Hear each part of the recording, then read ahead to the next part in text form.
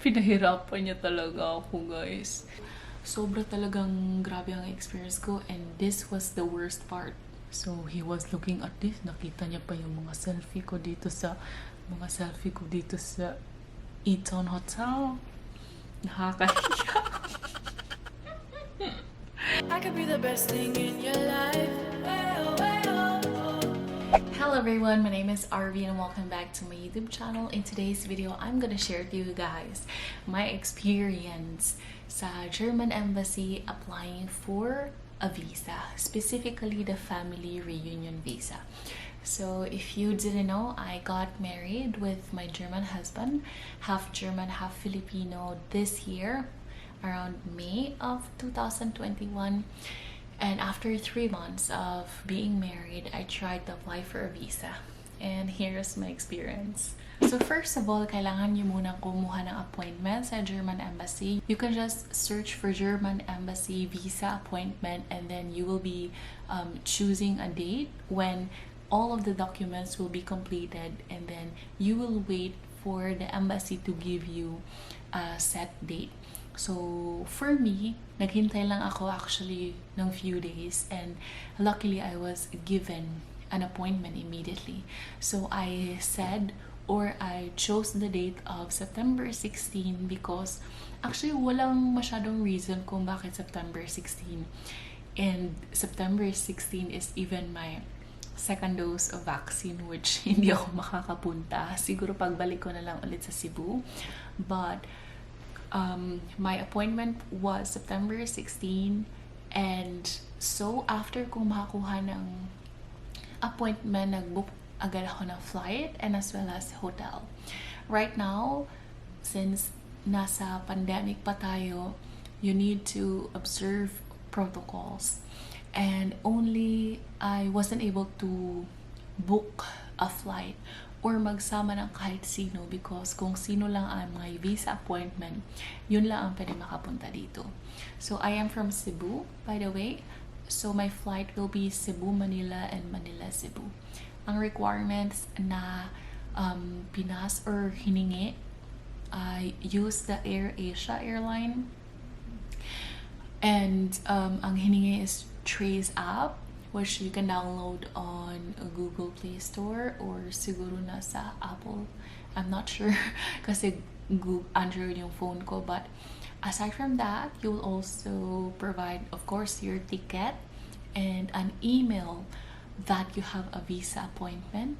And then after that, ID. Yun lang hiningi sa akin papuntang Manila. Wala nang anything na hiningi sa akin. So on the hotel as well, I am staying here in the mini suites Eton Tower. It's really just very near the German embassy. So if you would like to stay sa isang hotel, then you can choose this. What I can say though is that maririnig mo yung mga tao sa left and right mo because it's not soundproof. Kaya hindi masyadong malakas yung hindi masyadong malakas yung pagsasalita ko. And I also chose to make this video immediately because it's really fresh. I just had my visa interview just earlier. So, nandito na ako. Since September 16 ang appointment ko and 8 a.m. So I figured that I really need to come a day earlier. So I arrived September 15, now is September 16, and bukas ako uuwi because there's a requirement when you're going back to Cebu, and one of it is antigen or PCR test result.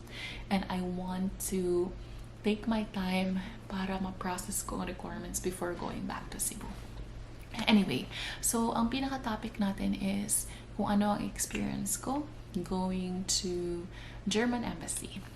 So first, I gathered all the documents, of course, before going here in Manila. Ang dinala ko is yung application form, 2 pieces with pictures, passport pictures mo na naka-glue, do not staple, and you can just use your paper clip. They said that they don't use staplers daw, but to be honest, yung application form ko may stapler. So, just be guided. It would be better if you will just use paper clip. So, aside from the application form, you also need to have a passport, and in the passport you also need to put another passport picture, and then ipa-paper clip mo din ang picture. So aside from that, kailangan mo rin ng invitation letter from your German partner, husband. This is for FRV, so I will just assume na husband. It's kind of the same for marriage visa, but different in a way na may mga additional documents. But for me, kailangan ng invitation letter from my husband, mga residence ID, passport, and meron kasi siyang Philippine passport since he's half Filipino. So, meron siyang Philippine passport, and parang residence certificate of residence, parang ganon, meron siya nun. So, yun lang ang mga requirements na nasa kanya. And then for me, nagbigay ako ng birth certificate. I also gave pala the birth certificate of my husband's again because he's half Filipino. So, meron siyang PSA birth certificate. So, birth certificate namin and marriage certificate. Do not forget to also get Senumar, the CRS form number 5, para hindi na kayo bumalik at magbigay ng additional documents that is necessary. And then A1 certificate, and ano pa ba yung sa akin, and there's also no payment, guys. Nakalagay sa ating documents or nakalagay sa mga requirements na we will be paying 75 euro. But if you are married or you have a German husband, the payment will be free. Ano pa ba mga nakalimutan ko? Aside from that, photocopies, 2 photocopies of each. I think that's just it. And also, just to make sure, photocopy ng back-to-back. Any document na merong likod, i-photocopy nyo na din yung likod. Kasi sa akin is, kompleto naman yung documents ko. But for my German A1 passport, German A1 certificate, hindi ko na photocopy yung back portion. So, just make sure na ifo-photocopy nyo din para kompleto na talaga lahat. So, I didn't have the problem aside from the photocopy ng back part ng A1 certificate. And the funny thing or the funny part is I assume na kala ko tapos na. So, pagkabalik ko, pagbigay ko ng photocopy, I thought that I will just go home. Hindi pa pala yun. So, I will have a formal interview. Hindi naman siya like formal, but he will be asking questions. So, dito na nag-start yung kalbaryo ko kasi hindi talaga expected yung mga question na na-answer niya. I was really prepared to answer how I was able to prepare our documents considering na first meeting namin and paano ko na-process ang mga documents. And you can just think na sa pagkahaba-haba din ng waiting time namin ni Carsten, of course, we will have the time to process documents. But the very first question na hindi ko na-anticipate was, he asked me kung bakit hindi pa daw kami nakita right before pandemic. Because Carsten and I met nagkausap kami June 27 of 2019, and nagkakita kami after 2 years na, May 2021. So the first question was, why you didn't meet before for 2 years? And then I said, the reason why we weren't able to meet was because of the pandemic. Ganon siya.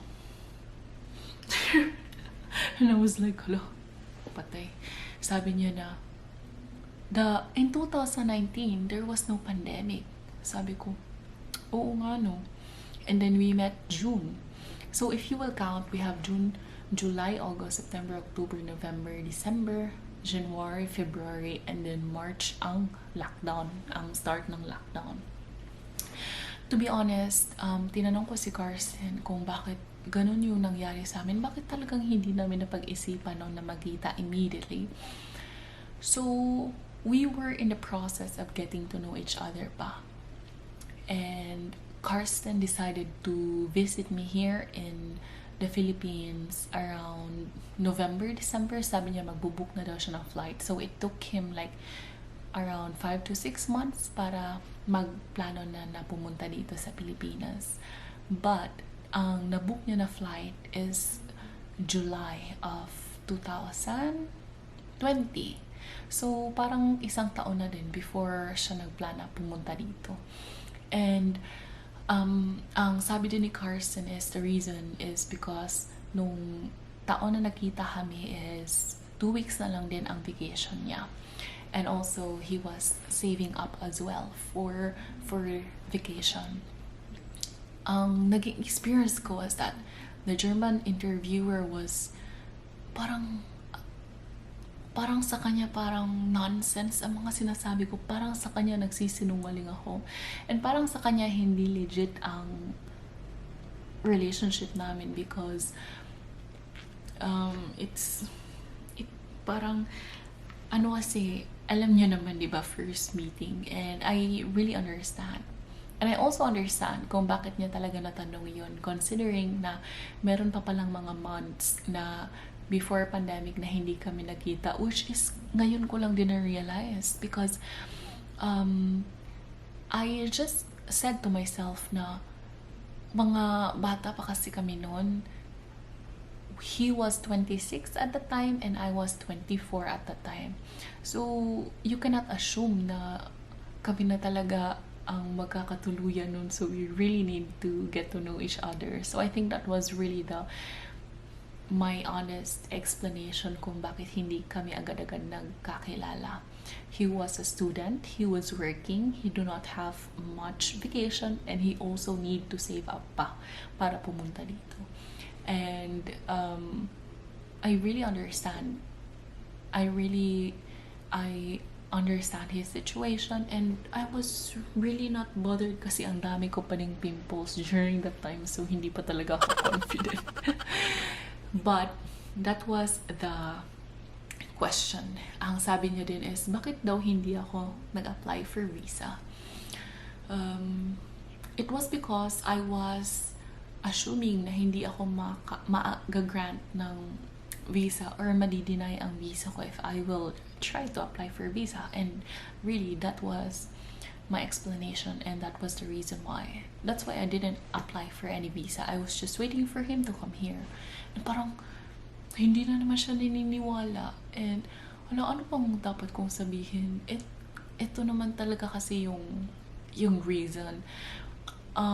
So, lesson learned, if you are someone na may bagong relasyon with someone, it may be a German or any kind of citizen or country, I think it would help you during the visa processing kung talagang magkikita kayo immediately.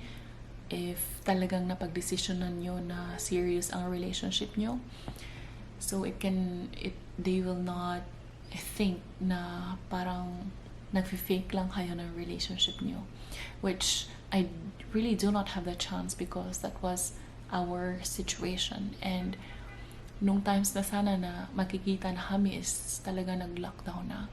And the only reason why he was able to enter the Philippines was because he processed a Philippine passport. So, sobra talagang grabe ang experience ko, and this was the worst part. Parang ayaw niya na talaga makinig sa mga pinagsasabi ko. Sabi niya na, would it be okay if I can check your cell phone, your conversation with your husband? And I was like, pwede pala yun. Pwede pala na i-check nila yung cellphone mo. And for me, all ang iniisip ko na lang is that kung yun ang makakapag-prove na meron talaga kaming relasyon, then yeah, it's fine. I'm very open for you to check my cellphone. So pinakita ko sa kanya ang cellphone ko, and then tiningnan niya ang WhatsApp, and then tiningnan niya ang mga conversations namin. Talagang kinabahan ako, baka meron silang makita na mga diingo na to. But he was checking our conversations. This is how our WhatsApp is looking like. And then makikita mo na napakaraming emoticon na sinisend si Carson tsaka ako, yung mga message namin. So nagtatanong siya, ano ba to? Sabi ko, sticker yan. Sabi ko, sticker. Ginagawan ko kasi ng sticker si Carson. Ginagawan ko siya ng mga ganyan. And palagi namin yung ginagamit kung mag-chat kami. And that's really our choice to do that. So sabi niya, ano ba to? Bakit ang dami? Hindi daw siya makakita ng mga conversation kasi napupuno na ng mga sticker. Diyos ko naman. And then I'm also sending Carsten, this is like a devotion, closer to God, daily devotion, parang ganun ang sinisend ko kay Carsten. And wala naman ding mga wala naman ding mga nakikita mga bastos na mga kahit ano because hindi naman din kami ganun mag-chat ni Carsten. So wala talaga siyang nakita dito dahil puno talaga siya ng stickers. Sabi ko, we are also talking in Messenger. So open na siya ng Messenger agad-agad. Sabi ko, dito kami nag-message. Sabi niya na saan yung husband mo dito and saan ka. Sabi ko na yung pink is ako and yung white is yung husband ko. So he was looking at this. Nakita niya pa yung mga selfie ko dito sa Eton Hotel. Nakakahiya. And then he was really checking all our kuan. He was checking everything like that. Ganun siya ng ganun. And hindi ko alam kung anong gusto niyang hanapin. Ano bang gusto mong hanapin dyan? I think nag-stop siya sa ganito na part nung nakita niya na si Carson is naghahanap ng flight coming back here in Cebu. And then hindi ko alam kung ano pang mga gusto niya makita. But ako is talagang nagsisend lang ako ng mga kahit ano, normal conversation namin. So I think you really just need to prove that you really have a relationship with your husband, because if not, and if you're not faking it, then you will surely be denied. Hindi ko nga alam kung baka ako nga ma-denied for some reason na hindi ko alam, but they're very strict, especially when it comes to siguro kung kulang ang documents mo rin, and kung like sa amin na first time lang nagkita and then ikinasal, and then also if matagal kayong nagkita. I hope that you will learn a lesson or two from my own experience, but from us, I really cannot do anything anymore because yun talaga ang nangyari sa relationship namin. But what I can really tell honestly is that our relationship is real. Even before, ever since June 27 of 2019 hanggang ngayon. And kahit anong maging result ng visa, if I need to give additional requirements, I will do so. And if I also need to wait for investigation of documents, I will wait for that. And if kung madi-deny siya, we will try to appeal or to respond and try to explain what is the reason why we need to be approved.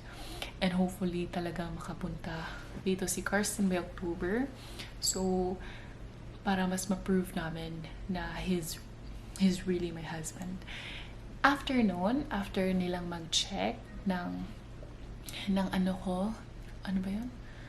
After niyang mag-check ng cellphone ko, pagkatapos noon is sabi niya na he forwarded daw my application to Messingen sa lugar kung taga saan si Karsten yung asawa ko. But and then they will check.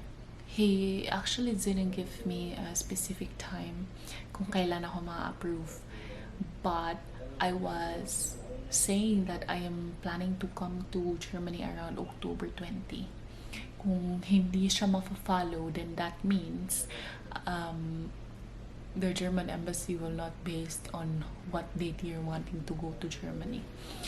But anyway, I think nagsmal-smal na kasi siya after nun eh. Sabi niya na, I forwarded your application to Messingen, and then we will just let you know when your passport is available. Pinahirapan niya talaga ako, guys. And talagang naiiyak na ako. Sabi ko kay Carson, galit ako sa'yo kasi hindi ka pumunta dito. Nahirapan na tuloy ako. So, tell your husband na pumunta or mag-meet kayo. You can try to apply for a visa. Just, it won't matter if denied or approved, because yun din ang magsisilbing proof that you tried to see each other kahit na hindi pa pwede. So, siguro kung meron kayong boyfriend na hindi pa kayo nagbi-meet, kahit hindi kayo sure sa visa, try to apply for a visa. It could be like a visit visa for unmarried couple. Try to apply for that.